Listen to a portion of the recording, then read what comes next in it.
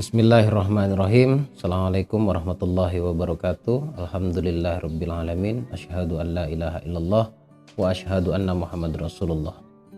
Allahumma shalli ala sayyidina Muhammad wa ala ali sayyidina Muhammad. Halo teman-teman semuanya, senang sekali bisa terus menjumpai teman-teman silaturahmi kita ya dalam bentuk video seperti ini, tapi insya Allah tidak akan mengurangi manfaatnya buat kamu yang benar-benar atau sungguh-sungguh dalam pembelajaran. Sekali lagi disclaimer, konten atau channel Gus Baraja ini semuanya bertujuan adalah mengedukasi, membantu teman-teman semuanya dalam bentuk edukasi ya, secara spiritual keluar dari masalah. Jadi fokusnya pada solusi. Tidak ada hubungannya dengan mistis ataupun goib, sama sekali nggak ada hubungannya. Tetapi bicara tentang spiritualitas. Jadi ini yang harus diketahui atau perlu sama-sama kita pahami ya. Sebelum kita mulai, sebelum saya masuk kepada pembahasan menarik kali ini, jangan lupa buat kamu yang barusan nongkrong atau barusan mampir di channel ini, klik tombol subscribe-nya dan jangan lupa juga untuk klik tombol loncengnya agar kamu terus dapat notifikasi. Di like videonya jika suka dan share ke seluruh kerabat kamu atau saudara kamu di luaran sana. Baik, informasi kelas seperti biasanya buat kamu yang ingin mengikuti seminar yang saya adakan yang sifatnya online dalam waktu dekat tanggal 23 September, yaitu tentang materi secara urut, bahkan di sana juga akan mendapatkan terapi, yaitu temanya ya, judulnya adalah bebas hutang. Bismillah, kita akan kupas semuanya di sana. Segera daftarkan diri kamu. Untuk yang offline tanggal 15 Oktober di Surabaya, pendaftarannya sudah mulai dibuka, kemudian di Jakartanya tanggal 10 Desember. Segera daftarkan diri kamu. Terus yang eksklusif ya, saya adakan 6 bulan, ada juga yang 1 tahun. Ini pendaftaran sudah mulai dibuka, sudah banyak banget dan bisa menyusul aman insya Allah. Secara keilmuan masih bisa sangat dipelajari ya, dapat materi, dapat audio dan dapat juga bimbingan dengan pertemuan terjadwal. Baik teman-teman, kita ngobrol sekarang, kita sharing, tapi insya Allah sharing ini adalah sharing ilmu. Saya ingin meluruskan cara pandang kita dalam menerima atau menerapkan keilmuan yang kondangnya teman-teman pahami dengan istilah law of attraction ataupun hukum tarik menarik terkait tentang uang. Pertanyaan sederhananya, bagaimana pola uang datang kepada kita atau menyikapi rezeki yang sudah Allah jamin ya. Saya tadi mengatakan sudah Allah jamin. Kalau sudah dijamin mestinya kita tidak perlu meragukan lagi. Tapi buat teman-teman yang merasa punya masalah, saya paham kok, saya paham betapa kemerungsungnya hati, kemudian tidak tenang dan bingung mencari rezekinya gimana dan bagaimana gitu ya. Semoga apa yang saya sampaikan dalam bentuk nasihat dan kupasan keilmuannya pada video kali ini bisa benar-benar membantu kamu, membuka cara pandang kamu, membuka paradigma tentang bagaimana rezeki itu bisa datang kepada kita. Yang perlu kita ketahui adalah bagaimana pola rezeki itu datang. Allah itu sudah menjamin loh sebenarnya. Saya juga bingung bagaimana caranya agar kamu bisa juga yakin seperti, minimal seperti yang saya yakini, yang ilmunya standar banget ini. Yakin bahwa rezeki sudah Allah jamin. Itu banyak banget janjinya Allah. Bahkan kita semua sudah hampir semua kita sudah melalui 8 pintu rezeki yang Allah kabarkan di dalam Quran. Macam-macam caranya, dan semua itu janji Allah, jaminan untuk manusia bahwa semua sudah akan dicukupi oleh Allah. Bahkan Allah juga menjamin bahwa setiap masalah yang kita miliki itu tidak akan di luar batas kemampuan kita. Yang sangat menarik berbicara tentang rezeki, Allah itu juga berjanji bahwa Allah akan berikan rezeki dari jalan yang tidak pernah kita duga. Artinya kalau kita menangkap dari kalimat ini atau kalam Allah ini, tidak pernah kita duga Allah berikan rezeki dari jalan yang tidak kita sangka-sangka atau tidak kita duga. Jadi sebenarnya kita tidak perlu memikirkan bagaimana rezeki itu datang kepada kita. Tolong digarisbawahi, yang harus kita pikirkan apa gitu kan. Sementara pikiran ini adalah juga anugerah dari Allah. Nah, menurut saya pribadi, perlu saya ulang-ulang ya. Kenapa saya mengulang-ulang pembenahan diri mengajak teman-teman untuk fokus memperbaiki diri. Memperbaiki diri itu sebenarnya totalitas ya. Totalitas dalam artian secara keseluruhan, baik itu pikiran, tindakan, dan rasa. Rasa itu bicara hati. Kemudian jika kita fokus pada pembenahan diri, seperti di video sebelumnya saya mengatakan fokus menghamba, rezeki itu akan datang. Mungkin kamu pernah nonton di channel YouTube saya, salah satu konten saya yang mengatakan bahwa jangan kejar uang. Rezeki itu tidak perlu dikejar. Nah, di channel YouTube lain juga banyak dan penontonnya luar biasa. Berhenti mengejar uang. Judulnya kurang lebih seperti itu, thumbnailnya seperti itu. Lantas apa yang harus kita lakukan? Sebenarnya harus timbul pertanyaan, lantas apa yang harus kita lakukan? Yang kita lakukan menurut saya sebuah kepastian adalah menghamba, membenahi diri. Saya akan masuk lebih dalam lagi. Jangan-jangan yang kita anggap hari ini mental block, di mana mental block terhadap keberlimpahan atau rezeki itu disampaikan dalam bentuk informasi, baik itu secara lisan maupun secara tindakan oleh orang-orang terdahulu. Bisa itu orang tua kita, bisa itu guru-guru kita, terkait penolakan menurut kita hari ini. Jangan-jangan apa yang mereka sampaikan itu tidak sesuai dengan apa yang kita pikirkan. Semoga bisa dipahami. Boleh jadi dulu misalkan para sesepuh, orang tua ataupun guru mengatakan bahwa cari uang itu sulit. Nah, mungkin boleh jadi tujuannya adalah keterbalikan. Saya mencoba untuk meluruskan sedikit paradigma ini. Sepertinya maksud dan tujuan orang zaman dulu menyampaikan seperti ini bukan memberikan statement untuk semuanya bahwa uang itu sulit didapat, bukan.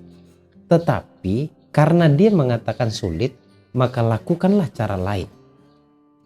Kalau dicari ya sulit. Iya, betul. Saya sepakat. Kalau dicari pasti sulit.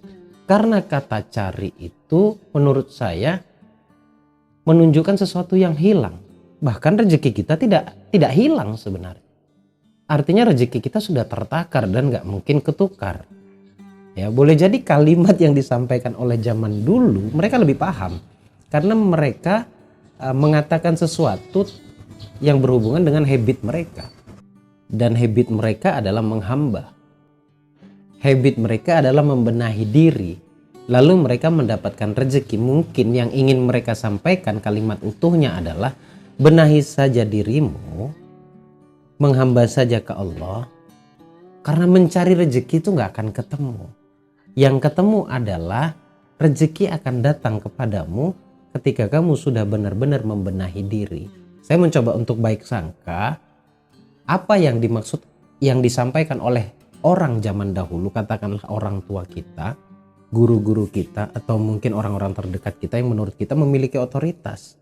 Oke? Nah, di sini bisa kita tarik kesimpulan bahwa memang rezeki itu bukan untuk dicari, lebih-lebih teman-teman yang mengatakan dengan kalimat kerja keras. Jujur, rezeki datang itu bukan sebab kerja, bukan berarti saya melarang atau memiliki prinsip tidak kerja. Tolong ya, video ini jangan dipotong loh ya. Saya mengatakan rezeki itu datang bukan sebab kerja, tetapi sebab-sebab yang lainnya, dan kerja ini juga harus diluruskan definisinya. Kerja itu tidak melulu berangkat pagi, pulang sore. Oke, kerja itu beraktivitas. Menurut saya kerja itu adalah sebuah aktivitas di mana ketika kita bekerja atau kita melakukan aktivitas tersebut dengan passion, dengan cinta, dengan suka, tidak karena keterpaksaan, tidak karena kerja, tetapi karena mau beraktivitas dan melakukan satu perintah Allah, yaitu beraktivitas, fantasiru fil ard, bersebarlah di muka bumi ini, lalu rezekinya Allah datangkan kepada kita. Tadi saya mengatakan, sedikit mengupas bahwa rezeki datang atau Allah berikan rezeki dari jalan yang tidak kita duga atau tidak bisa kita sangka-sangka. Artinya banyak loh rezeki. Segimanapun kita berusaha menyangka-nyangka, mengira-ngira, menduga-duga, tetap saja kalimat ini tidak akan berubah. Artinya dalam kacamata positif ya, dalam pemikiran positif, rezeki ini pasti ada, yang tidak terduga itu maksud saya. Selalu ada. Kalau saya boleh jujur, pengalaman saya pribadi, semakin keras saya mencari uang dengan definisi cari tadi dan dengan beralasan kerja, entah kenapa sedikit sekali rezeki yang saya dapat. Sedikit sekali. Waktu saya zaman kerja di sebuah perusahaan, masih zaman dahulu saya juga pernah susah, saya pernah parkir, saya pernah jadi tukang cat. Dan itu bukan pekerjaan yang hina. Tetapi mindset saya di kala itu salah, yaitu alasan saya bekerja adalah mencari uang. Nah, ini membuat rezeki saya jadi sempit. Saya loh ya, saya tidak mengatakan Anda, tapi mudah-mudahan yang saya sampaikan ini adalah sebuah gambaran. Seiring berjalannya waktu, kesininya saya coba untuk mengerti, ternyata setelah saya belajar ilmunya, uang itu atau rezeki itu bukan dicari. Dan tidak melulu tentang kerja, tetapi melulu tentang bagaimana kita bisa memperbaiki diri. Kalau saya datang ke para kiai, saya datang ke para guru-guru saya, hampir tidak ada dari mereka yang menyuruh saya atau menyarankan saya kerja keras nak, nggak ada. Yang mereka sampaikan adalah perbanyak sholawat, perbanyak istighfar, kalau punya rezeki sedekah, bukan bekerja. Pada definisi yang Anda pahami tentang kerja lah ya. Walaupun saya punya kerjaan, mereka malah menyarankan jangan lupa istighfar, banyakin sholawat, baca Quran, baca waqiah minimal, kemudian berbanyak bersyukur, kemudian sedekah dan lain-lain. Nah, ternyata mereka menyampaikan 8 pintu rezeki. Di mana saya sendiri kala itu hanya punya satu prinsip, yaitu bekerja. Ternyata saya belajar menemukan celahnya. Celahnya adalah saya mencoba untuk mempelajari kalimat Allah yang sangat luar biasa ini. May yattaqillaha yaj'al lahu makhraja wa yarzuqhu min haitsu la yahtasib. Wa may yatawakkal 'ala Allah fa huwa hasbuh. Yang membuat saya menarik adalah wa yarzuqhu min haitsu la yahtasib. Allah berikan kepada kita rezeki dari jalan yang tidak kita sangka-sangka. Nah, kalau bekerja kan saya sangka ya. Lebih-lebih saya kerja di sebuah perusahaan. Kalau kamu kerja di sebuah perusahaan, kamu dapat gaji 5 juta katakan. Itu kan kamu sangka.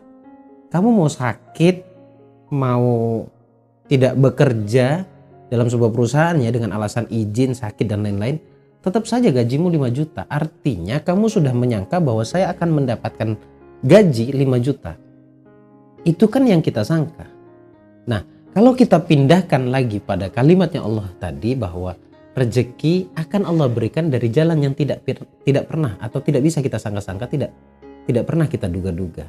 Nah, ada kabar baru. 5 juta itu yang kamu sangka. Masih ada gaji-gaji lainnya yang tidak kita sangka-sangka.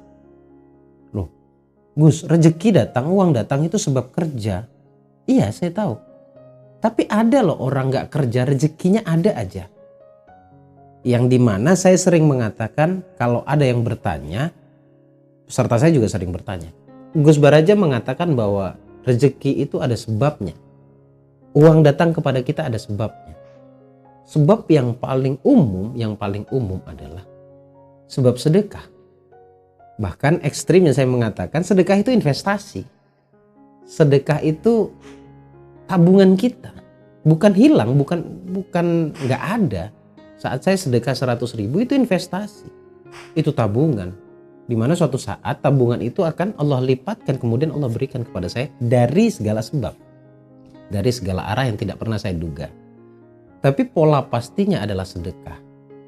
Lalu berarti pola yang lainnya gimana Gus? Iya, pola yang lainnya juga spiritual. Nah, disinilah tadi yang saya katakan di awal, saya itu hanya disuruh untuk berbenah diri menjadi hamba yang baik. Hamba yang baik itu tidak perlu kita persulit definisinya. Hamba yang baik adalah di mana kita tidak berbuat sesuatu yang dilarang oleh Allah. Nah, saran-saran saya di seluruh konten saya, di video saya itu kan semuanya tentang kebaikan. Tentang gimana caranya kita meningkatkan spiritualitas dengan cara melakukan beberapa saran-saran yang mengarahkan kita pada akhirnya kita menjadi baik. Contoh syukur. Pagi-pagi syukur itu meningkatkan vibrasi dan boleh jadi itu akan mempertahankan vibrasi positif kita sepanjang hari. Itu kalau bersyukur. Nah kalau sedekah juga membuat hati menjadi plong. Lalu kita sudah mendobrak mental block tadi, yang tadinya tidak mau berbagi menjadi berbagi. Nah itu sesuatu yang baik juga. Lalu banyak hal juga termasuk amalan-amalan yang saya sarankan. Itu kan mengajak teman-teman menjadi orang baik. Pertanyaan saya sederhana. Saat kamu mempraktikkan ilmu yang ada yang saya sampaikan dan semua itu ilmunya Allah, apakah rezekimu menjadi sempit? Enggak toh. Sebagian besar yang komen di sana menyampaikan rasa yang mereka dapat setelah praktek. Ada yang dapat rezeki uang, ada yang dapat rezeki ketenangan, ada yang Allah lunaskan kewajibannya. Kemudian ada orang yang berhutang sudah bertahun-tahun kemudian tiba-tiba bayar, tiba-tiba telepon, di mana sebenarnya itu berpotensi untuk tidak dibayar. Itu sebenarnya sebabnya adalah karena Anda membenahi diri, lalu Allah berlakukan janjinya. Allah itu sudah sedemikian rupa berjanji kepada manusia, tinggal kitanya saja sekarang. Percaya apa enggak sama janjinya? Kadang-kadang kita enggak percaya saja masih Allah berikan gitu loh. Karena memang Allah mau menepati janjinya. Seperti itu teman-teman. Semoga penyampaian dan penjelasan saya ini membuka paradigma kamu. Kesimpulan dari saran yang ingin saya sampaikan adalah enggak usah sibuk untuk memikirkan gimana sih rezeki itu bisa datang. Karena itu bagiannya Allah. Bagiannya kita adalah berbenah diri, jadi orang baik. Kalau kita dulu pernah nggak bersyukur, nggak bersedekah, nggak melakukan semua spiritualitasnya, sekarang lakukan. Kalau sudah kamu lakukan, kamu rasakan deh. 1 bulan aja dari sekarang, insya Allah kamu akan dapat perubahan. Kamu cobain semua saran-saran yang saya sampaikan, kamu praktekkan, dan semua video ini bicara tentang solusi, bukan bicara tentang masalah, tapi bicara solusi. Saya ingin menyelamatkan. Saya ingin menyelamatkan yang kemampuan saya tidak seberapa. Dari ratusan juta manusia di Indonesia ini, setidaknya hanya sekian persen saja terselamatkan, itu menjadi sebuah kebanggaan buat saya pribadi dan buat kamu yang sudah mendapatkan hasil dari pembelajaran ini. Terima kasih. Sampai ketemu di video berikutnya. Mohon maaf jika ada salah kata, tujuannya adalah mengedukasi, meningkatkan kepercayaan atau keyakinan diri kepada Allah. Semoga bermanfaat. Sekali lagi saya Bagus Baraja, Al-Fakir Ad-Dhaifillah. Assalamualaikum warahmatullahi wabarakatuh. Allahumma shalli ala sayyidina Muhammad.